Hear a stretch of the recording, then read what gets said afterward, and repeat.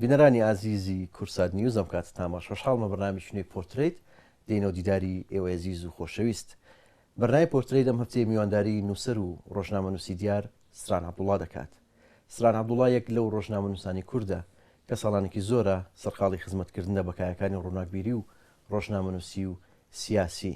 توانیوتی لە چەندین وێزگەی جیاواز و لە چەندین قۆناغی جیاوازدا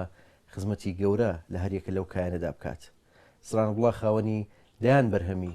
چاپکراوە بە زمانەکانی کوردی و عەرەبی و لە چەندین بواری جیاوازدا و بەتایبەتی لە بواری ڕۆژنامەنووسیدا توانیوتی خزمەتی گەورە بە نیشتیمان و بەنەتەوەکی خۆی بکات و جێدەستی لە بواری ڕۆژنامەنووسی و نووسیندا دیارە. ئەم هەفتەیە میوانی بەرنامەی پۆرتڕێ دەبێت باز لە ئەزمون و لە ژیان و لە بیرەوەریەکانی خۆی دەکات. ئێوەش لەگەڵمان بن. کاکسترانم کاتت باش. زۆر سپاس بۆ جەنابەت، سپاس کە میوانداریت کردین لەناو کتێبخانەکەی خۆت لە ماڵی خۆتان. سپاس بۆ جەنابەت. پێم خۆشە لە سەرتایان بەرنامەیە بمەوە بۆ کەرکووک کە دیارە جەنابەت لەوێ لەدایک بوویت و هەر لەوێش چوویتە بەر خوێندن. سەرەتای و منداڵیەت لە کەرکووک چوونە بەر خوێندنت و کاریگەری خوشکەکانت لەسەرت وەکەوەی کە تۆ لە دوای سێ خوشک هاتووی کە ئەوان پەروەردەیان کردووی و ئەمە دیارە کاریگەری لەسەر ژیان و لەسەر هەڵوێستەکانی تۆ ئەبێ دواتر لەسەر ژنان. پێم خۆشم بیتەوە بۆ خۆناغی تەمەنی خۆت. بەخێ بن سەرچاو من ساڵی 1969 لە شاری کەرکووک لەدایک بووم. خوێندنی سەرەتایی و ینی هەتا زانکۆشم هەر لەوێ تاوا کردووە. وەکو دەرات فەرموویت ینی چوارم مناڵی خێزانەکەمانم، یەکەم کوڕە گەورەم،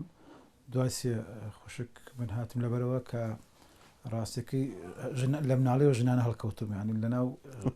خوشکەکانم کە پەروەردەم ئەوەش تاسیریش کردە سەرمی کە ینی تەڕوانم بۆ ژیان دیوی ئەو تێوانش تێدا بێت کە ژن تێیدا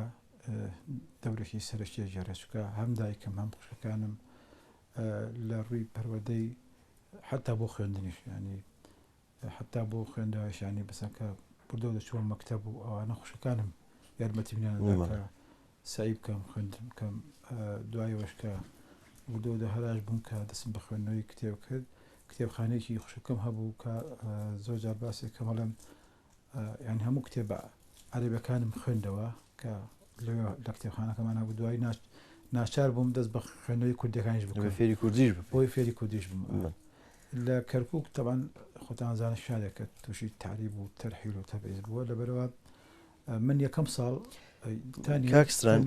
لە جەنابەت ماڵی 69 وەکو خۆت باست کرد، بەڵام لە دوای بەیانی 11 ئازار و لە دوای ساڵی هەفتە ئەو سێ چوار ساڵ لە تۆزە گۆزە ئەهوانترە و خۆشترە بۆ کوردەکان و لە کەرکووکیش بۆ بشێوە. بەڵام دیارە جەنابەت لەو سەردەمە تەمەنێکی زۆر منداڵی، بەڵام لە 76 جەنابەت ئەچیتە قوتابخانە ئەو سەردەمە بە کوردی ئەتان خوێنیان بە عەرەبی. تا ئەو ساڵی ئێمە ڕۆیشتین بۆ قوتابخانە بۆ سەرەتایی پێڵێن تانی وێ ساڵ بە کوردی خوێنمان. چەند بەتابەتی گەڕەکە کە سرف کوردین هەمووی کوردن لەو مەکتەبانە خوێندن هەر بە زمانی کوردی هەر مابوو هێشتا ئاساچکە کەم ساڵێک بوو بڵێن هەرە سڕوویدا بوو. لەبەرەوە حکوومەتی عێراقی بڕێ نەدابوو کە هێشتا هەموو خوێندنێکی کوردی لە کەرکووک لەناوبەرە، بەڵام لە نوێی ساڵ بە دواوەی تر برێرەکە گشتگیر بوو کە برێرەکە دەرچوو لە نوێی ساڵە مەکتەبە ینی خوێندنەکانیان کرد بە زمانی عەرەبی. من لەبیرمە کە ئەو ساڵی کە من لەوێ بووم تەلەبەکانی کە شەشی ابتدایی بوون، ینی کاتە 12 ساڵیش، بەڵام خۆپیشاندانیان کرد یانی دژی ئەو حاڵەتەی کە خوێندن کرا بە عەرەبی. تەوانێ من نەمانەزای منداڵ بووین ئەترسانی کە سێریە و دیمەنانەمانە کرد، بەڵام بۆ ئێمە ئێستش لەبیرمە جارێکێک لە ڕاستی بە عەرەبی لەسەرم نووسی ینی لە ناکاو خوێندنمان لە چاولکەکەی نەنکمەوە گۆڕاو بە نەزارە جەدەتی، یعنی یەکسەر شتێکی غەریب بوو. بەڵام بۆی ئەو ساڵە لە ڕاستیە زۆر تاسیری کردە سەر هەمومان کە ینی ئێمە وامان نەزانی کە نوێی ساڵەکەی پێشمان وریا بووین لە خوێندن و سعیکردنەوەوانە. دوایی ناکاو کە بوو عەرەبی تووشی شۆکی گەورە بوون بەڕاستی بوون، چکە زمانێکی غەریب تازە نە لە بازار نە لە گەڕەکە نە لە ماڵەوە بەم زمانە قسە ئەکرا. بۆ ئێمە زەحمەت بوو ئەو ساڵە. دواتر تۆ چۆن فێری کوردی و نووسینی کوردی و خوێندنەوەی کوردی بوویت؟ بیانی وەکو باسم کرد لە ئەوڵە ئەمە ئەساسێک بۆ ئێمە کە بە کوردی بخوێنین، بەڵام نەبوو ئەساسێک لە ڕاستەیی کە بۆ عەرەبی بخوێنین، بەڵام دوایی کە تعریب شریتی تعریب گەیشتە گەڕەکانی ئێمەش، مەسەڵەن گەڕێکی وەکو شۆرجا چەند گەڕێکی عەرەبی لە دەوروبەری دروستکرا، حیزامێکی عەرەبی پێڵێن کە لەوێ دروستکرا. ئیتر ئەمە دوکانمان هەبوو، عەرەبەکان لەگەڵ ئێمە کەوتنە مامەڵەکردن و قسەکردن، فێری عەرەبیەکەش بوون. لە مەکتەبەکە هەموو بە کوردیمان خوێن، بەڵام دراسی بوو بە عەرەبی. ئەو کاتێک کە ئیتر ینی ئەساسێکمانەوە بەوەی خوشکەکانمەوە کە ئەوان بە کوردی چەند مەرحەلەیەک بە کوردی خوێندیانە. ئێمە دوای ئەوە بڵین ینی کە ئێمە بووی بە عەرەبی هەوڵماندا ئەو کوردی کە ئەیزانین ڕەنگە لەبەری شێوەی زمانی کەرکووک نزیکە لە سلێمانی، نزیکە لە زمانی سۆرانیەوە کەمتر تەسیری تعریب بەسەر وەکەوەی کە مەسەڵەن بۆ هیچ تایبەتمەندیەکە بوو لە گەڕەکەکە کە تۆ لە گەڕێکی شۆریجە بوویت لە ڕووی زمانەوانی ئەو کە پێمان بێزاتن نزیکن لە گەرمیان خۆی تەبیعەتی شاری کەرکووک وایە، مەسەڵەن شۆرجە نزیکە لە گەرمیانە لە شێوی قسەکردنیان، مەسەڵەن ڕەحیماوە نزیکە لە هەولێر لە شێوی قسەکردن، ئیسکان و ئەو ئیسکانی تازە ئەو منتیقانە نزیکن لە شێوە زمانی سلێمانیەوە قسەکردیان. بە ژۆرەی دابەشبوونی بڵێن جغرافی زمانەکە گۆڕانکایی بەسەر، بەڵام بە شێوی گشتی خەڵک لە کەرکووک کە بە سۆرانی قسەکەن نزیکترە لەوەی لە شێوە زمانی سۆرانی و سلێمانی، بۆیە ئاسان ینی درەنگتر دەست بەدای کوردیەوە مەسەوەکو نییە بڵێن بۆ منە خەڵک لە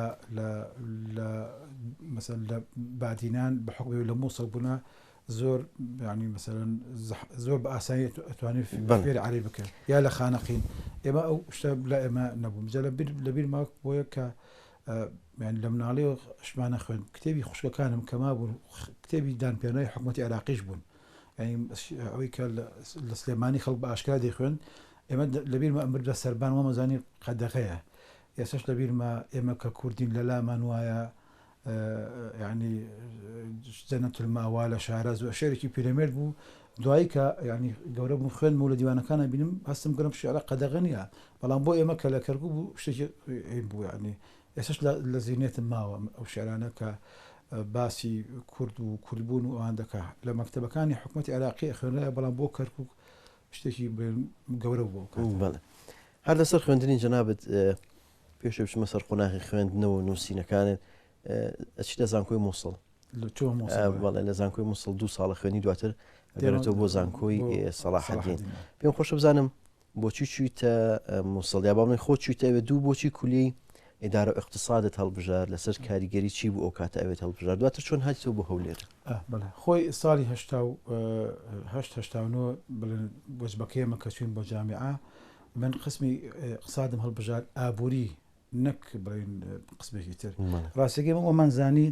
ئەو کاتە ینی گەنجەکان حەزیان کە بچنە بەشی ئابووری بە تەئسیل لەوەی کە ئەگەر ئابووری بخوێنی کەواتە تێدەگەی سیاسەت تێدەگەیت و ئەو نەزعە چەپەی کە ناو خەڵکە هەبوو وای کرد مەسەڵەن من بەشی ئابووری هەڵبژێرم. دوای کە چوومە ئابووری بۆم دەکرد ئەمە ئابووری سیاسی نیە، ئەمە وەکو کولیەی تیجارە وایە بەڕاستی بەشی محاسەبەی تێدا بەشی احسای تێدایەوانە، بەڵام لەبەر ناو ئەو بەشانی کاڵم بژار بەشی ڕاستەکەی بەشی ئابووری هەڵبژار کە بە تایبەتی مێژووی ئابووری دەخوێنیتەوە قۆناغەکانی گەشەکردنی کۆمەڵە کۆمەلگایەتی ئەو شتانە. و من حەزم لە شتێکی کەش بوو، حەزم لە مێژوو بوو، ڕاستەکەی کە شتم دەخوێندەوە لەسەر مێژووی کورد و شتەکانی دکتۆر کەوال مەزەرمان دەخوێندەوە، لەبەرەوە حەز بەکەم دوانە تێکەڵکەم هەم خوێندنەوەی ئابووری هەم بڵێن خوێندنەوەی مێژووی، کە پێم وابوو لە بەشی ئابووری بەشێک لەو ئارەزوانەمان داهاتەدی، هەم بەشێک لە ئەدەب ینی هەم بەشێک لە زانستە مرۆییەکان، هەم بەشێک شەلەوەی کە بەشێکە بۆ سەرەتایەکە بۆ تێگەیشتن لە سیاسەت و لەبەرەوە کارانە چوومە زانکۆی بڵێن مووسڵ کە لێ وەرگیران. ڕاستەکەی کورد ئەو کاتە لە زانکۆی سەلاحەدین وەرنەدەژیرا کە تاکە زانکۆیەکی کوردی بوو کە لە سلێمانی نەقڵ بوو بۆ سەلاحەدین، زۆر هەوڵیاندا کورد وەرنەگرن، زۆر کەم کورد وەرەگیرا، زیاتر لە شوێنەکانی تری عێراق وەرەگیرا. کورد یا ئەبرا بۆ بەغدا یاخود بۆ مووسڵ. سەدام حوسێن کە لە 1990 کوێتی کرد وەزی ئیدارەی خەڵک بەجارێک تێک چوو، وتیان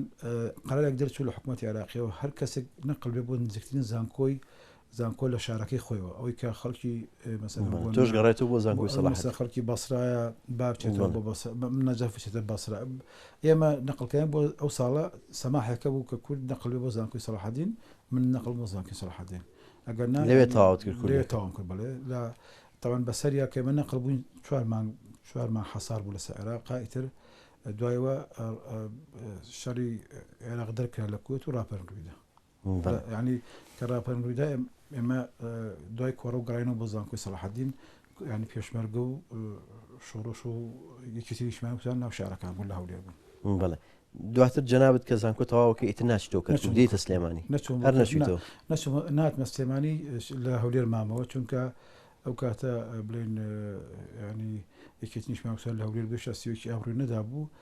کوردستانی من لە تەگەڵ تەخەڕوج یان لە ساڵی 1993 دەسم کرد بە نووسین لە ڕۆژنامەکانی کە هەبوون ئەو کاتە دەسم کرد بە نووسین لە کوردستانی لە پێش هەندێکشتم لەسەر بواری ئابووری نووسی کە قساسێکی خۆمە بەڵام هەردیسان ئابووری سیاسی بوو ڕاستەکەی دوای ئەوە ئێتە دەسم بە نووسینی تر کرد یەکەم وتارم لەسەر ئابووری بوو دووەم وتارم لەسەر مێژوو بوو پێشگەین ئەو قۆناغی کوردستانی نوێەکە کەسران پێ خۆشە بگەڕێنەوە بۆ هەشتاکان سەرتا ئێوە چۆن دیارەوە جیلی هەشتاکانن ئەو تەمەنی کە پێش زانکۆ و دوای ئەچنە زانکۆ چیتانە خوێنەوە تۆ چۆن تێکەڵی خوێندنەوە بوویت بە تایبەتی لە کەرکووک لەو سەردەمە چیتانە خوێنە چۆن فکری چەپزاڵ بوو بە سەرتان ناوەکو خۆت باست کرد لەکوێ کتێبتان دەستەکەەوە ئەم شتانەتان چۆن تێکەڵی ناو ئەم نووسین و خوێندنەوە نەبوون خۆی من هەموو جارە لەم شاری مووسڵ ناوی مووسڵەوات گەیەنەر بدەنا خۆی ڕاستەکەی کەرکووک شارێکی گەیەنەر بوو ینی گەیەنەر بوو بۆ کوردستان بۆ سلێمانی بۆ هەولێر گەیەنەر بوو بۆ بەغداش لەبەر ئەو شوێن ناوڕاستی کە ئێمە لێ بووین زۆر ینی سەرچاوی کتێب و سەرچاوی زانیاری زۆر ئەو کاتە زۆر بوو لە شاری کەرکووک ئاسان بوو مەسەن تۆ بە 2 ساعتە گەیشتە بەغدا بە ساعتە گەیشتە سلێمانی لەبەرەوە لە هەموو شوێنەکانی هەموو شوێنەکە کتێب دەهات لە بڵێن لە کوردستانەوە کتێب دەهات بۆ کەرکووک و لە بەغداشەوە کتێب دەهات و لە وڵاتانی دراوسێشەوە کتێب دەهات ئەو کاتە مەکتەبەی چەپ زۆر بوو لە کەرکووک و حتا هەندێک خاوەنەکانیشی بڵێن شەرتی هەمویان کورد بن بەڵام ینی کتێبخانەی باشە بوو لە کەرکووک کتێبخانەی ئاسۆ هەبوو کتێبخانەی شعب هەبوو کە ینی دوو کتێبخانەی ناسا بوو لە شاری کەرکووک و حتا بەرهەمە کوردیەکانی کە چاپ دەکرا هەندێک جار یعنی لە پێشە لە کتێبخانەی ئاسۆ بوو لە کەرکووک اینجا بڵێن دەگەیشتە سلێمانی حتا نووسەرەکانیشیان من لەبیرمە مەسەن ڕۆمانی شاری مامۆستا حوسێن عارف خەڵک سڕێی بۆ گرت لە پێش ناوی بۆ ئەنووسی و ینی پێش وەختی دەکرد و بەهۆی ئەوەی کە ئەو تێکەڵەی کە شاری کەرکوولێتی ئێمە هەم عەرەبیمان دەخوێندەوە هەم ینی شتی عەرەبیمان دەخوێندەوە سەقافی عەرەبی و هەم ئەدەبی عەرەبیمان دەخوێندەوە هەمیش لە ڕاستیەکەی ڕەفیقی تورکمانیشمان هەبوو ناتوانێت ادعا بکەم بڵێم تورکمانیم ئەخوێندەوە بەڵام بەهۆی ڕەفیقە تورکمانەکانمەوە دەمزانی ئەدەبی تورکمانیشی و ئەدەبی تورکیش چییە لەبەر ئەو هۆکارانە ینی کەرکووک بوو بە ملتەقایەکی زۆری بڵێن شابۆک پەیداکردنی هەندێک لە کتێبە سەرچاوەکانی وڵێن سەرچاوە سۆڤێتیەکان بڵێن ئەو کاتە چەپەکان ڕاستەکەی زۆر جار چوونە بۆ بەغدا لە بەغدا شارێکی قەڵەبەڵغ بوو کە تێیدا خەڵک بزرە بوو ئەتوانی یانی مەسەن زۆر سەرچاوی کتێب و ئەوانە دەست بکەوێت و کە دەستمانەکەوت هێنامانە بۆ کرد وەکو حەڵقەی برادەر بووین ئەمان گۆڕیەوە دەمان خوێندنە نیقاشی زۆری هەندێک لەو برادرانەمە ئێستاکە ماون ینی کە بڵێن نیقاشی 2 ساعتیمانە کرد لە عەرەب و لە کوردەکانیش و لە تورکمانیش من خۆم 3 برادری تورکمان و عەرەب بوو پێکەوە بازنەیەک بووین پێکەوە گفتوگۆمانە کرد لەسەر ئەدەبی عەرەبی لەسەر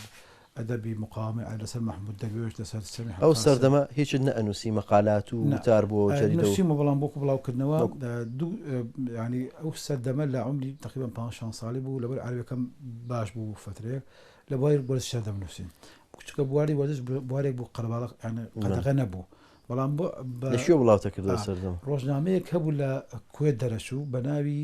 ئەلجەماهیر چۆن ێستا ڕۆژنامەی شەرق ئەوسەط و حیات هەیە کە بڵێن بۆ بواری سیاسی زۆر گرنگە ڕۆژنامەی ئەلجەماهیر ڕۆژنامەیەکی ڕۆژانەی کوێتی بوو کە زۆر ینی زۆر سەیر بۆ 16 لاپەڕە بوو هەمووی لەسەر وەرزش بوو و بەڕاستیش ینی شێوازێکی زۆر بەرزی ڕۆژنامەنووسی تیا بەکارهێنرا کە ئەو کاتە لە شتەکان دەنار بۆ ئەوێ لە سەحافی عێراقی شتانە دەمنار بۆ ئەوێ لێ بڵایان دەکردەوە لێ لە کوێت و لە وڵاتانی خەلیج نیانەپرسیدەوە کوردی عەرەبیت ئەو شتە کە مەڵێن لە ڕێمی خۆمانە هەبوو عەرەب لە وڵاتانی خەلیج ئەو حسابیان نەدەکرد بەتایبەتی کوێت یعنی کای مەسەن نووسراوە عێراق عراق کەرکوب شۆریجا دوا دەنووسی زۆربەی هەندێک شتم لێ بڵاو کرایەوە و شت دەنووسی بۆ خۆم بەڵام تاوان بۆ بڵاوکردنەوە نەبەوەی کە لەسەر شتی سیاسی کتێب دەخوێندەوە کە دەخوێندەوە ملاحەزاتم لەسەر دەنووسی بەڵام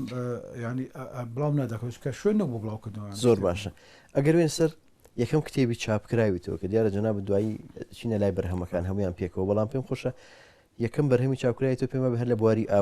ئابووری بۆ زنجیرەی وتارم هێشتا لە کوردستان و تەعین نەکراوە ڕاستیەکەی لە زنجیرەی وتارم نووسی لەسەر بواری ئابووری لەسەر ئابووری کوردستان چوم تازە حکوومەتی هەرێم تەشکیل لەکرا مەسەلەن چوومە وەزارەتی زراعە چوومە وەزارەتی ئاوەدانکردنەوە چوومە وەزارەتە جیاجەکان داتا و ژمارە و ڕقەم ئەوانە پێیاکەم و زنجیرەی وتارم نووسی بۆ کوردستانی و لەسەر بواری ئابووری دوایی پەرەم پێدا ڕاستیەکەی ئەو ئینانە تا ڕادەیەکی باش چەند حەڵقەیەک بوو بەشی کتێبێکی تێدا بوو لە ساڵی 95 پێم وایە ینی خۆی نووسینەکان 94 نووسین بەس 95 چاپم کردەوە یەکەم بەرهەم بوو لە بواری ئابووری کە پێم وایە گەر بەردەوام بایم شتێک لە ئەدەبیاتی ئابووری باشە بووم بەڵام ڕاستەکەی لی پچرام چووکە بازمدا بۆ سەر نووسینی سیاسی ئیتر ئیسێتون ناتوانم ئیدعا بکەم بڵێم شرۆڤەکارێکی ئابووریم ڕاستەکەی بەڵێ دەستەکانی خۆش بە کاکسرا لە دوای مەرحەلی ڕاپەڕینی دوای قۆناغی ڕاپەڕین دروستبوونی کوردستانی نوێ جەنابە دەچتە ئەو ڕۆژنامەیە پێم خۆشە باسی کوردستانی نوێم بۆ بکەی پێشتر وەکو وەزمونێکی ڕۆژنامە نووسی کوردی کە تا ئێستاژ وەکو جەردێکی ڕۆژانە بەردەوامە سەرەڕای هەموو ئاستانگانی کاتوتە بەردەم میدیای کاغەز لە ئێستایە و دواتر ئەزمموی خۆت تێکەڵاوبوونت لەگەڵ دنیا ڕۆژنامە نووسی و بەتایبەتی کوردستانی نوێ من طبعا ساڵی 1992 کوردستانی نوێ ڕاستەکەی دامەزرا دەست بەکار بوو 12/1/92 من ئەو کاتە تیای نەبووم ینی بەڵام پاشمانێک دوشتم نار بۆ بڵاوکردنەوە دانێکیان بڵاو دانێکیان بڵاو نەکردەوە دوایی یەکەم بڵێن وتارم کە لە کوردستانی بڵاو بۆ شتێکم لەسەر شەید ئارام نووسی ئێمە لە هەولێر یادی دەستماندا یادێکی دوو یادیان بە ئێمە سپارد یادێکیان بە ئێمە سپارد لەسەر یەکەم ساڵ ڕۆژی ڕەحمەتی ئەمەر دەبابە بوو مەڵبەندی هەولێر ئەو کاتم کە لە هەولێر بووم وتیان وەرە لەگەڵ ڕەفیقی گەنج وەرە هاوکاریمان کە لەوەی ئەو یادە بکەیتوتم بە مەرجێک دەم یارمەتیان دەم کە یادی شەید ئارامیش بکەینەوە پێکەوێتیان بۆی مەفەرقی نییە من بەحساب شەید ئارام کۆمەڵەیە گەنجە ئەمیش شۆڕش گێڕانە ینی بوا وام لێکدایەوە کە زیاتر یادی شۆڕش گێڕانەکانەکەمەتەوەتیان کاکە یادی ئەمەش بکەر یادی ئەوەشکەرەوە و فعلا سی مان یادی یەکەم ساڕۆژی ڕەحمەتی کە عومەرداوا و جەنابی مامزەهات خیتابێکی خوێندەوە لەوێ باسی بیرۆیەکانی خۆی لەگەڵ عومەرداوا بکرد ڕۆژی دواتر یادەکەی شەید ئارام کرایەوە پێش ئەوە من بۆی شت حازرکەین بۆ یادەکە لەگەڵ ڕەفیقێکم ناوی شکر سلێمان بوو پشت بۆ یادەکە حازرکەین کتابێکم خوێندەوە لەسەر شەید ئارام کۆمەڵێک مەقالاتەکانی شەید ئارام بوو کە لە ڕۆژنامەی هاوکاری بڵاوی کردبووە چاپ کرابوو لەناو لە بڵاوەکانی کۆمەڵە و یەکێتی بوو لە شاخ خوێنمەوە ئیتر هەستم کرد ئەمە کۆمەڵێک وتای سیاسی شەید ئارام بوو کە باسی خەباتی میلەتانەکەوانە هاتم مەقالێک لەسەر شەید ئارام نووسی لە ڕوانگەی ئەو کتێبەوە کە بردم بۆ کوردستانی نوێ یەکسەر بڵایان کردەوە بەیانی ئەوە یەکەم نووسینکردەوە نووسین دوسێ نووسینم هەبوو بەڵام ئەوە دەنگی دایەوە ڕاستەکەی چونکە ینی وەکشۆڵی جێدەکە پێویستی بۆ وتارە بوو یەکسەر بڵایان کە بڵایان کردەوە بەیان یەک لاپەڕی کاملیاندا پێی زۆر دەنگی دایەوە چونکە ئەو کاتە ینی بزوتنەوەی چەپ بەهێز بوو لە کوردستان و خەڵکی زۆر حەزیە کرد مەسەرەن بزانێت یەکێتی ئیتمان بە ئارامەدایان نەکە بینیان لاپەڕێکی کاملی بۆ تەرخان کراوە لەبیرمە حتا برادرەکانمەوەنی کە ئاڵی شۆڕش بوون ئەوانەی کە کۆنە کۆمەڵە بوون ئەوەی کە ینی چەپەکانی دیکەش پێیان خۆش بوو یەکەم وتاری سیاسی بوو بڵاوکرایەوە بەردەوام دوایەوە ئەوە ڕێگای خۆش کرد کە چوم تەڵەبی دامەزراندنم تەقدیم کرد بۆ کوردستانی نوێ ئەو ڕێگەی بۆ ئاسان کردم وتیان وەرە تاینە بێت جەنابەت لە چیوە دامەزە پێم هەموو قۆناغەکان بڕیوە لە ڕۆژنامە وەکو محەڕر دامەزام لە بەشی سیاسی کوردستانی نوێ بە قتع بوو دوای ئەوە داین مەزراندم دوای ئەوە پاشماوەیەک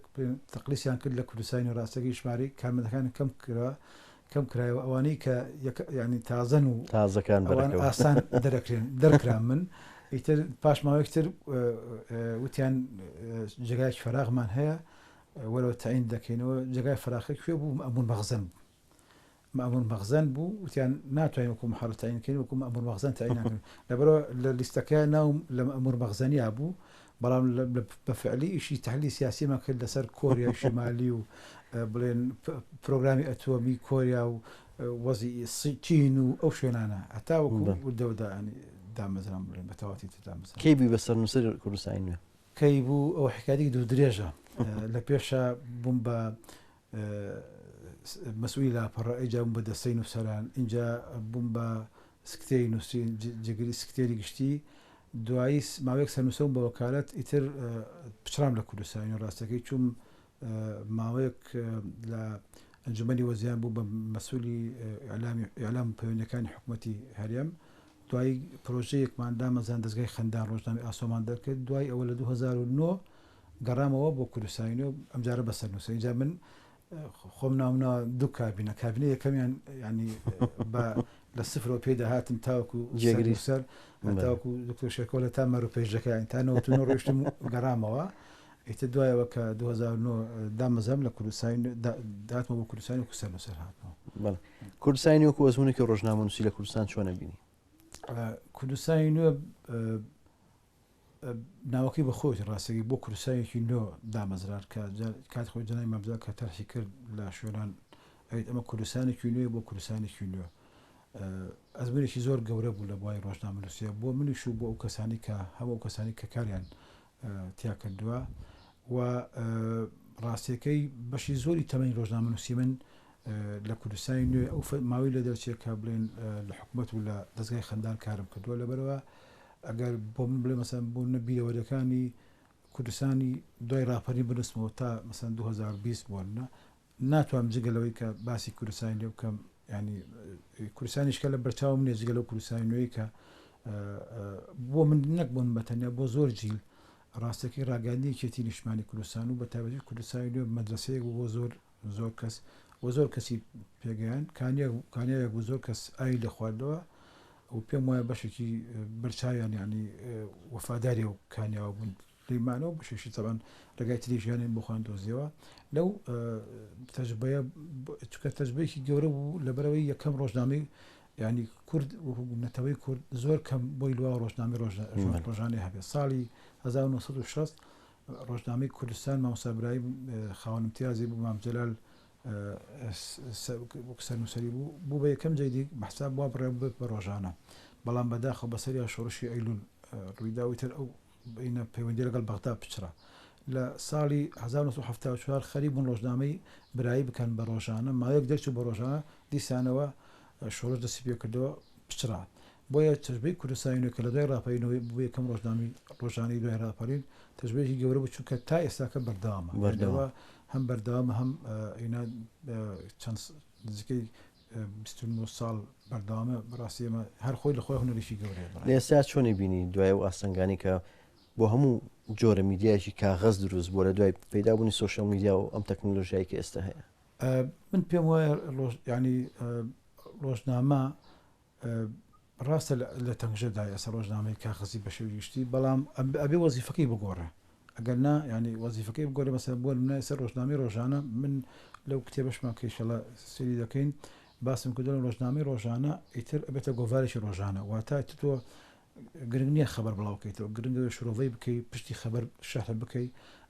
ینی ئەمە مەطلبێکی هینە من پێم وایە ئەو تەتۆر تەکنۆلۆژیە گەشەکردنی تەکنۆلۆژیا ماوەیەک ئەبێتە شۆک بۆ بوارەکانی میدیا بەڵام دوایەوە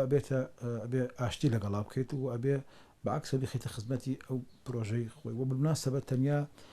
تەنیا ڕۆژنامەی کاغەزی نییە بۆ کە ئەزمە بووە ئەم پرسیار دووە کاتی خۆی کە ڕۆژنامە هەبووە کە رادیۆ هاتوتێن تاوەتە ڕۆژنامە دەوری نەماوە کە تەلەڤیزۆن پیاوتێن تاوە رادیۆش دەوری نەماوە دوای کە ئەنتەرنێت پیابوتیان هەرسێکیان دەوری نەماوە ئێستا کە سوسیال میدیا پیا بوو ئەوەی کە بێڵە میدیای نوێ پیا بوو ئەڵێن ئەمانە هیچی دەوری نەماوە بەس من هەتا ئێستا پێم وایە هەموو ئەو میدیا کلاسیکیانەی میدیای کلاسیکی لێرە کە بریتە لە میدیای پرۆفشناڵی کە ڕۆژنامەیە تەلەڤیزیۆنە رادیۆیە حتا بڵێن سایتیش کە مواقع ئەلکترۆنیکە عنوانی دیاری خوێنی دیاری هەیە تا ئێسم پێم وایە ئەوانە میدیا ینی هەتا ئێستا ئەو سوسیال میدیا تازەیشی کە پیا بووە کە بێ دەکوتێ میدیای نوێ بابەتی هەرە سەرشەکانی خۆی لەوێنە لە ڕسم لە قسە لەو سەرچاوە هەڵگوازیە ینی ئینەکە هێشتا میدیای نوێ کە پێ دەکوتێت میدیا هەندێک پێ لە میدیای هاوڵاتی هەندێک پێ بەڕای تۆ کامیان ئاراستاکەن سوشال میدیا و فۆزای کێس لە سوشال میدیا هەیە میدیانی تر ئاراستاکە بە پێچوان ئێستا فۆزاکە ئاراستەمان دەکا بەڵام من پێم وایە دیسانەوە ینی دیسانەوە ئەندێشە کە لای پێم وایە لای میدیاینە لای میدیای کلاسیکیە ئەندێشە کۆنتترۆلی ئەوەزا دەکاتەوە بەس مشکلەوەیە کە میدیای بڵێن ئەم میدیا نوێیە لە شوێنێک ڕانەوە سێکا پێ وزانە تەعامی لەگەڵ بکە ینی مەسەن بۆنە بوو بە فەیسبوک و تویتەر و ئەستاگرام و تەلیگرام و ئەمانە ئێستا شتی کە پێیا بێ ئەگەر لە شوێنێک ڕاوەستێ ممکنە ئینسان بتوانێت ینی کا لەگەڵی گرێبەسێکی لەگەڵ ئیمزاکە بڵێ چی تۆیکی من چی ئەەکەم تۆ ناکی بەڵام جارێ نەوەستاوە لەبەرەوە زەحمەتە بتوانین جوابێکی کۆتایی پێ بدەین و ئەمەش بالمناسبە تەنیا ینی پرسیارێک نییە بۆ ئێمە ڕۆژنامەنووسی کورد پرسیارێکی جیهانیە بۆیە نابێەوە بترسین و بزانین هەر ئێمە بە جواب بدەین و ینی جوابێکی گشتی دەوێت ڕاستیەکەی دەستەکان خۆش بکات سترانجار جەناب بچگەلەوەیکە وەکو ڕۆژنامەنووسێکی دیار ساڵانێکی زۆر و باست کرد لە سەرتاو هێناوتە تا سەرنووسری کوردستانی و تا ئێستاش بەردەوامی لە بواری سیاسیشە زۆر کارکرۆ تێکەڵی سیاست بووی و کاری سیاسیت کردەوە بەرهەمەکان زۆر بیان نووسین و بەرهەمی ئەندێشی سیاسین پێم خۆش بزانم چۆن تێکەڵی سیاست بووی و لە بینی ئەو دوانە کامیان زیاتر لە خۆتە ئەبینیتەوە زۆر کاریگەر ڕۆژنامەنووسیەکەت کاریگەری هەبوو لەسەر بواری سیاسیان بە پێچەوانەوە خۆی ئەبێ لە ڕاستیە ئەبێ کاریگەری لەسەری هەبێ خۆی تەبان ینی ئێمە مەسەرن کە لە ڕۆبای ڕۆژنامەنووسیشمان کردووە بۆی ڕۆژنامەنووسی سیاسیشمان کردووە لە بۆی ڕۆژنامەنووسی سیاسی لە ڕۆژنامەگەری حزبی ئیشمان کردووە من بۆ خۆم شخصی خۆم تەجاربان لەک جا ناکەمەوە ینی لە بۆی ڕۆژنامەنووسی مەدرسەیەک پێڵێن مەدرسەی کۆمەڵایەتی واتە ینی مەسئولیەتی کۆمەڵایەتی لەسەر بۆی ڕۆژنامەنووسیە من پێم وایە لەبەر ئەوە ساسە ئێمە شوێنە ناو بۆی ڕۆژنامەنووسی ینی من ناتوانم مەسەن بۆ پێشمەرگە لە سنگەرەکانە بەداخەوە ئازایەتی و هونەرم نییە مەسەرەن ڕەنگە ناتوان مەسەرەن لە هەندێک بارە ئەو باری خزمەتە ئێماکێتە بۆی ڕۆژنامەنووسیەوە لە بای ڕۆژنامەنووسی سیاسی ڕەنگە خەڵکی لە بای ڕێخستنە ئازا و توانای هەبێ و حزبایەتەکەش لەوە سەرچاوەگرێ ینی بالمناسبە بواری ئێمەش کە لە سیاسی شتەکەین ئێمە ناتوانین بخۆمان بڵێن سیاسی گەور ئێمە لە بواری سیاسیت تێکۆشانەکەین ینی فەرقەکە ئەمێ مەسەلەیەکمانەیە کە مەسەلەی میلەتەکەمان مەسەلەی کووردا ئێمە هەمومان لەو مەدرسێ و هاتوین ینی پێشمەرگەی ئەو بوارەین منی شێکێتنیشمان کوسان هەڵبژار لەسەرەوە نیە بڵین ئانا پانم کردو ئەم حەزبیان ئەو حەزب ڕەنگە بێگومان ئەو ڕێبازم پێڕاستتر بوو و پێشم وای هەرواشە و لەسەر ئەوە ساسی و هەموو تەجربەی ڕۆژنامەنووسی من هەموو تەجربەی سیاسی من لە بواری ڕۆژنامەنووسی هەموو تەجربەی ڕۆژنامەنووسی من لە بواری سیاسیە محەتاتی تر هەیە مەسەن نووسینم هەیە لە بواری بڵێن ئەدەبایان لە بواری بڵێن قەزای فکری یان قەزایەکی هونەرە مەسەن شتێکە بەڵام لە ڕاستی بەشی زۆری لە بواری سیاسی ئەگرێت دەستەکان خۆش بکات سەنجارە جەنابەت کۆمەڵێکی زۆر بەرهەمی چاپکراوت هەیە هەم بە زمانی کوردی هەم بە زمانی عەربی پێم خۆشە پێکەوە سەرێکی بەرهەمەکان بکەین دواتر کۆمەڵێک پرسیای تایبەتی لەسەر ژیانی خۆت لێکم دەستەکان خۆش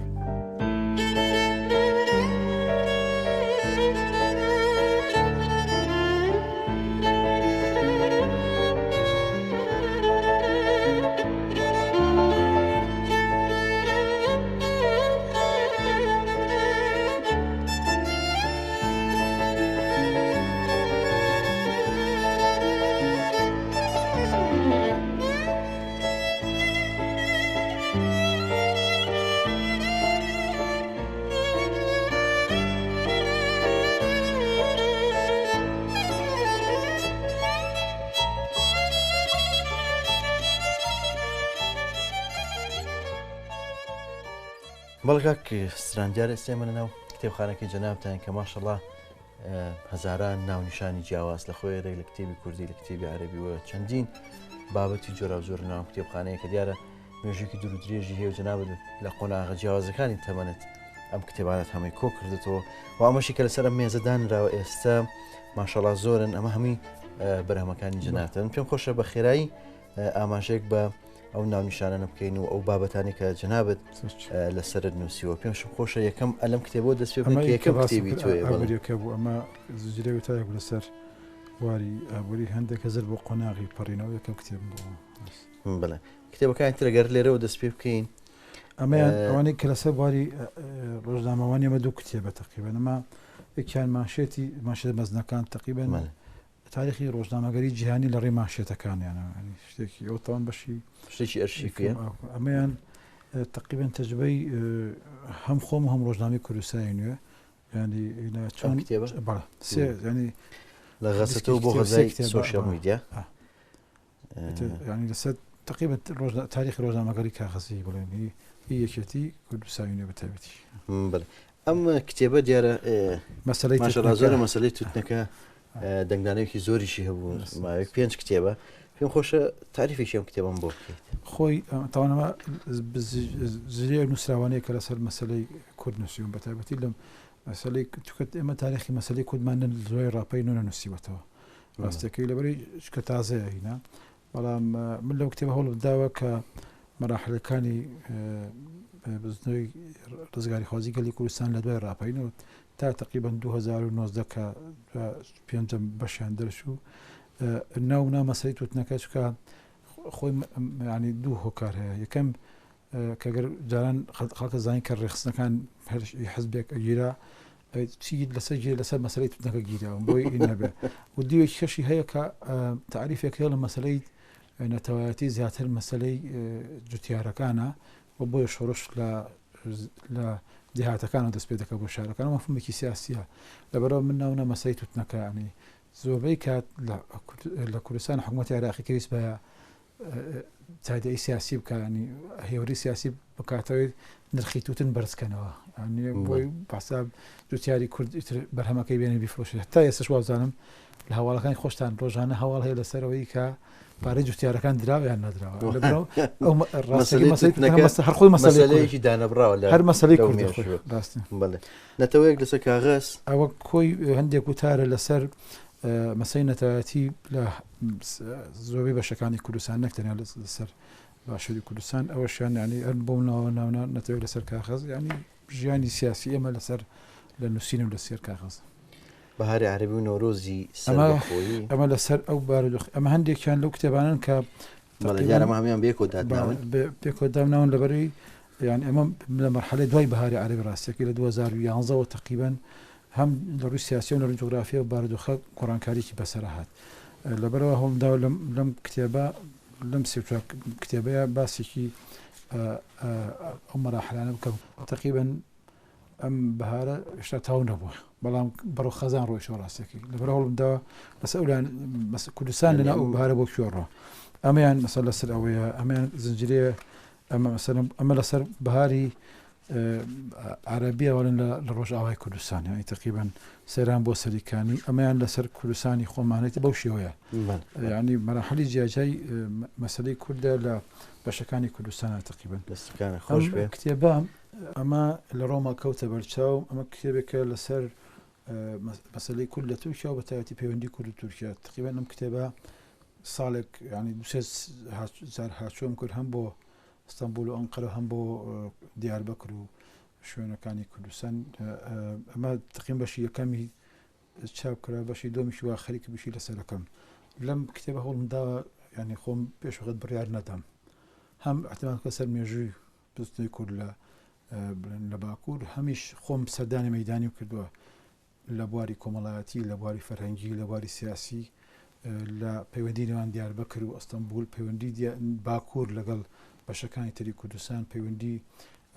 نێوان ئۆجەلان و جەنای مام جەلال پەیوەندی نێوان بەشە جاجەکانی کوردستان و لە پەیوەند بە مەسەلەی کورد لە باکوور تقریبا هەوڵدا ئەو لایەنە باس بکەم لە کتێبە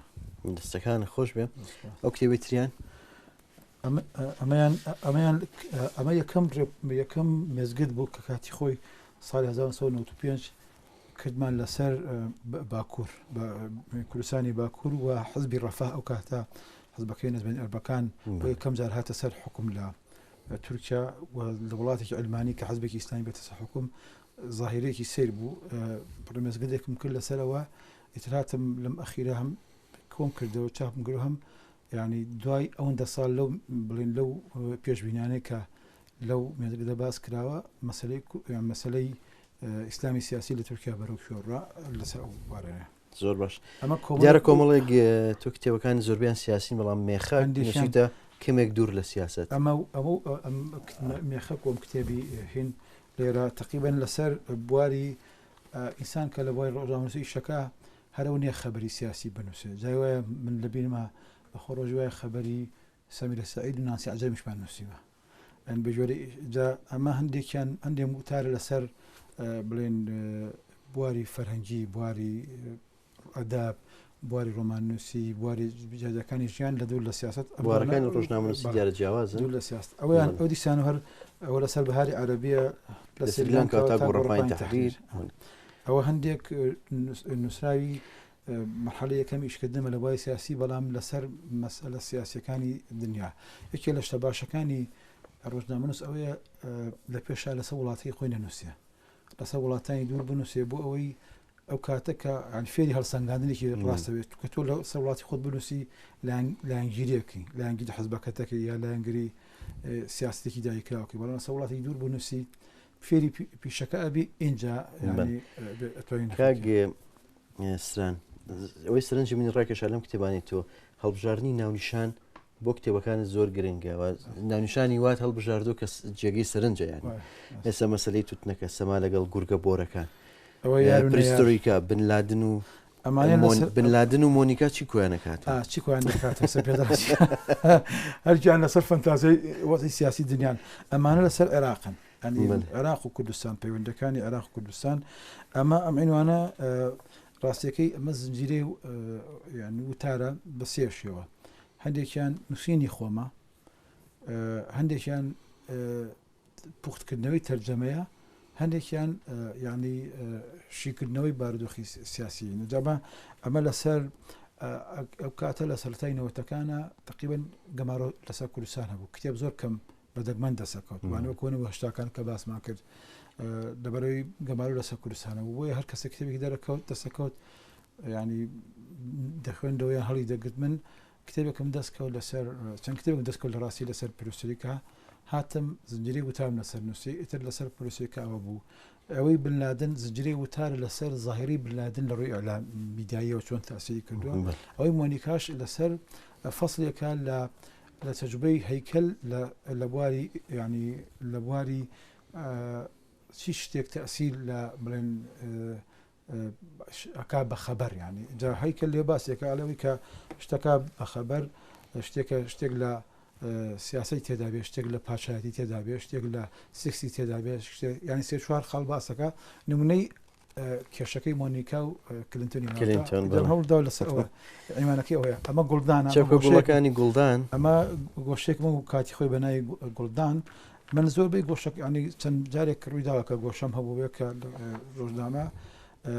ئەمە ئەو کاتێ و مەرحەلەیە کە گوڵدانە ئەمە یادداشتەکانی جەنگ فترەی شەڕی داعش و تاسیراتی لەسەر کوردستان لە ڕووی کۆمەڵایەتیەوە لە ڕووی سیاسیەوە لەبەر ناونا یادداشتەکانی ڕۆژەکانی جەنگ ئەوینە ئەمەیان لەسەر پێم وایە لەسەر تاریب ڕازەکانی تاریب و ڕێگواستن هەیە لەسەر تاریب ینی هێنا تقریبا ئەسەری تعریب لەسەر کوردستان و ئەسەری بڵێن ئەم سیاستە بڵێن عێراق وە کوردستان بەرەوچووە بە تقریبا هەم سەردێکی تاریخیە گەرانێکی مێژووی هەمیش زنجیرەیە یان نمونەیەک لە نمونەیەکی تعریب کە لە کوردستان کراوە دیارە جەناب جگە لە کتێبە کوردەکان کتێبە دو عەرەبیش نووسیوە ناونیشانی ئەم کتێبە عەرەبیە رائحة السمك المسقوف أما رائحة السمك المسقوف يعني بوني ماسي بشاو ماسي مسقوف بغام مشهورة يعني هنا كاتي خوي صدام حسين بتاريخي تايبتي بهند الشيف لغل خوي بردي بو لا جاك شيراك بو فرنسا بردي بو فرنسا ل دعوتي جي بغدادي بو جاك شيراك تلو كاتو بيوندكاني صدام حسين وفرنسا تايبت بو لەبەرەوە ئەو کاتی کە شەڕی پرۆسی ڕزگاری عێراق ڕوویدا فەڕەنسا تۆزێک دوو دڵ بوو لەو پرۆسی جا لەبەر کارەکەم گەڕاندەوە لە ماسی مەزگوف ئەو بۆنی ئەو ماسی تاسیتیان کردووە تەوانە هەموو هەڵوێستی هەموو فەڕەنسانیە چکە فەڕەنسای فرانسۆ میترانیشمانەیە دەنان میترانیشمانەیە کە مووقفیەکان لە مەسەلەی کورد وازحتر و ڕوونتر ئەمە زنجیرەی وتارە بە عەرەبی يعني رؤى كردية بكلمات عربية يعني ريانيكي كرديانة بس بوشي عربي زنجري وتا لسر مسألة كرد بزمان عربي كان بيوم ويا مسألة كل علاقة ربطة بعربة ولا برا زور بيوساي بعربي لسري بنوسين جيجا لو يكبر كرديش بنوسين بن لمو سز كتابش كشم بريا ويا لسر هرب عربي لسر يعني مسألة كله بيوني ما لقى البغداد هو دار مزان الشاب إن شاء الله. بو هوين خرمان بركت كاكسان ديارك كتاب كان ما شاء الله زور ناتوين يجيك لسر همويان بوستين بلا أخير كتابت. من لسر حزباتية عندي من زوجت من بوق قضية حزب بيوم ويا يعني مودرنتين شد كأتواني كردستان بيشخا مسألة حزباتية وأقل كشابي لكردستان كشيء حزباتية لكردستان كبيوم ويا حل كردني وكشانة كردستان لروسيا سيا باشد دكات. أما تيري روجار أما زنجيرشتي كرد بو رسمي يعني دائما نوشتي كرد من السدنسي جيلي أما جيلي نسين دريجة بله يتر هول ما دار لقل أم يعني كرد بري وبوسو شاوبيديا هنا سبرشام أنا بلا هول دين لقل يبزم دستگان خوش بپیما بجگلم کتابخانەکەت زۆر گەورەیە ماشەڵڵا جگەلەم کتێبانەی کە ئێستا چاپ کراون خۆت وتێت ئەرشیفێکی ئەلکترۆنی دەوڵەمەندیشت هەیە قرصني بيل يعني ودس بسرعة قرتن ودس بسرعة كتير شورج جاي بيل من ك هم خوم هم دك برادرين ككتابي شي باشا بين بPDF يكسر خزين دكين شو كأما يشيل وشاني كملتي أمام محروم بولي صدام حسين رقابي جزول لسر كتاب هبوا دواي أوش كجمارو يكسر كل سنة هبودي سنة وكتاب زور بزحمة جمارو سياسي كنا ولا هم جمار أبريكي بس هذا لبروا يعني من هالوردم زور كتاب كوكا ما بس يعني هالوش دم بخير مو بلام حرف يعني كارا كانت استلا بيبان دامي سركردنتي انجمن گشتي باڵێ نیشێتی نیشتمانی کوردستان تا چەند ئەوە لە مەژغوڵ زیاتر سەرخاڵی کردووی لە کتێب و لەم شتانە دووری خستوویتەوە کارەکان لەوێ چۆن نەڕوە وەڵام من ئێستا هەر لە کای ڕاگەاندن خزمەتی ڕاگەاندنی نیشتمانی کوردستانەکەم لە مەکتەبی ڕاگەاندن و هەوڵە دەم گونجانێک دروست کەم لە نێوان هەردووکیان چونکە بۆ ئێمە ئیشکردن لە سیاست خۆم شخصی خۆم تەجربەکەم جیا ناکەمەوە لە ئیشکردن لە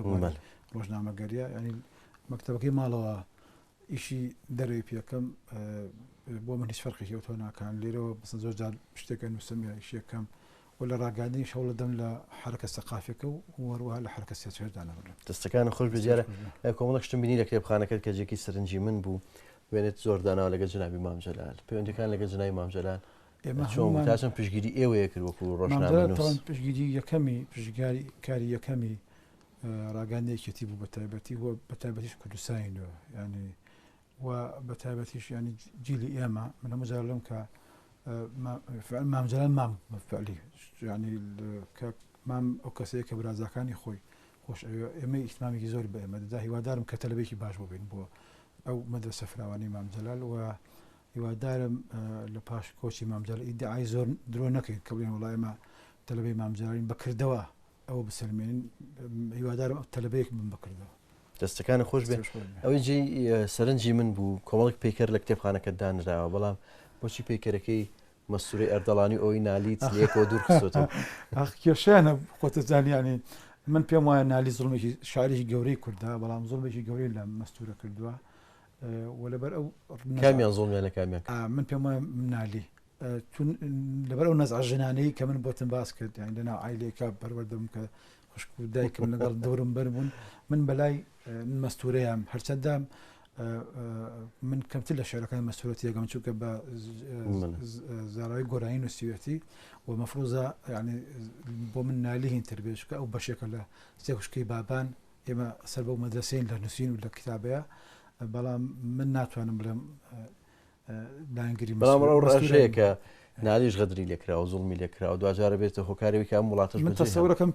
پیا ڕەنگە پیا غەدری کردبێت لە نالی نەک مەستوورە غەدی لە نالی نەکرد و ڕەنگە دەوڵەتی عوسمانی غەدری کردبێت لە ڕەنگە مەسەن نەمانی ئەمارەتی بابان غەدری کردبێت لە نالی مەستوورن میوانێکی ڕوحسوک بوو بۆ سلێمانی فترێکی کەم کە لە سلێمانیا بوو لێرە من پێم وانە اینێکی قرس بوو بێیانی هیوادارم پێکەرەکانیان بخەیتەوە تەنیشتیەک لەگەڵ ساڵۆنی کوردستانی نوێ ئێستا بینتان چۆنە چالێکەکانی ئێستا ساڵۆنی کوردستانی ئێستا تەعمیر ئاوادان کراوەتەوە و پێم وایە دەستیان بە چالێکی کردوێتەوە کۆرۆنا تەوان خۆزانانی ژیانی سیاسی و ژیانی فەرەنگی هەموو شتێکی لە کوردستان پاک خست هیوادارم لەگەڵ فراوانبوونی ساڵۆنەکە بۆ میوانەوەی جارانەوە بەڕەچاوکردنی ڕێنوێ تەردوسیەکان دەست بە چالاکی خۆیان بکەنەوە چونکە ژیانی بۆسێ لە کۆڕۆنا خەتەرترە ڕاستەکەی بە دڵنیاییەوە کۆمەڵێک وێنەی جەنابتم بینی زۆر لە وڵاتان گەڕاوی زۆر حەزت لە گەشت و گەڕان ئەمە بۆ زیاتر بۆ گەشت و سیاحەتەچی یا بۆ کاروباری سیاسی کەمتر ینی من زۆر خۆم حەز بە گەشت ناکەم ینی زیاتر بڵین حەزەکەم وڵاتی خۆم بگەڕێم ینی کوردستانی خۆم ماشەڵە نەفراوانە ڕەنگە بەشی زۆری تەمەنی بۆ تەرخانکەی زۆری ماوە بیبینی بەڵام ئەو گەشتانەیە کە کردومانە ئیشی هەندێک بەهۆی هینی سیاسیەوە بووە هەندێک باوەی ئیشە ڕۆژنامە نووسەکانمەوە بۆ ئەمریکا ئێرانە هەندێکی بەهۆی ماوەیە کە حکوومەت کارم کردووە بەڵام بە شێوی گشتی خۆم حەز لە گەشت ناکەم حەزم لەوەیە کە ینی گەشتی وڵاتی خۆمان بکەین ئینترە بە ئەو ڕسمانی کە بینیتە ینی کەمێکن لە گەشتەکان ینی بەنامێک سەرکی نەبووە ژیانی مەڕاستی گەشتی دەرەوە وڵات دەستەکان خۆش بەم کتێبخانەی دیارەکە هەتا پێڕستێکت هەیە کە بزانین چەند ناونیشان چەند هەزار کتێبی تیا یان هیچ جیات کردوەوە یان هەر ئاواشتەکان پێرستم نییە بەڵام ئینم کردووە تەستیفم کردووە تقریبا مەسەن بۆ ئەم قۆڵە تورکایە ئەم قۆڵە ئێرانە ئەم قۆڵە کوردستانی بڵێن ڕۆژ هەڵاتە ئەمەیان مەسەن بابەتی فکریە لەو دی ئەوە تورکای عوسمانلیە جام کرد لەگەڵ تورکای هاوچەرخ لەسەر جوگرافیا تقریبا لەسەر بەشەکانی کوردستان ڕۆژهڵات ڕۆژ ئاوا و باکوور و کوردستان بەگشتی مەسەلەنتیەتی عێراق مەلەفی عێراق دەوڵەمەندە چونکە من ئەگەر کەسێک بتوێ ینی لە مەسەلەی کورتێ بگە بێت پایتەختی هەموو چوار پارچەکە هەر چوار پایتەخت بخوێنیتەوە لەسەر ڕۆژنامەگەری تایەتی لەسەر کتێبخانەکەت لە ناو بەخۆی نبینیوە لە ئاوارەی و بە چەند جارێک من کتێبخانەم تیاسووە بەس کۆڵ نادەم ڕاستێکی هەر کۆ دەکەم وەجارێکتر ینی لە سیوەکی لە ڕاپەڕین من کتێبخانەیەکم لە کەرگ تیاچوو ینی کتێبێکی زۆرم کۆ کردبەوە لە سیوەکی دیسانەوە کتێبخانەیەکم ینی تیاچوو نوێم پێ دەرباز کرا ئیتر دوای ئەوە لە 98ەوە بڵین کە ژیانی خێزانم پێکەوێنەوە ناڵم کتێبەکانم ئین بێت ینی وڵا دکتۆرشیان کتێب بە منافسی خۆی زانێ بەڵام کە ئیشی بە کتێبێکە بێ ینی ئیسفادی لێ دەکات کە وشە خوێنێتەوە زۆر ینی کە ئیش بە کتێبە بێت سەیری دەکات مناڵەکانم زۆر حەز بە کتێبخانەکەکان زۆر جار دیان ئیتر بەکەی خوێن دەستکاریەکەن و کتێب ئەو جوغرافێتەوە باس کرد تێکێدەن بەڵام زۆربەی کاتەکانی تریش هەندێک کتێبی تا لەسەر بواری ئابووریش کە اختصاصەکەی خۆمە بەڵام ئەدەبی تیا مێژوو من زۆر ئیتمان بە مێژووە دەم یەکێک لە هۆکارەکانی ئەوەیە بۆ تەسەوڕەکەم بۆی لە ئایندە تێبگەی ئەبێ زۆر مێژوو بۆ مێژووە دەستەکان خۆش بە خەرمان بەرەکەت کاکسمان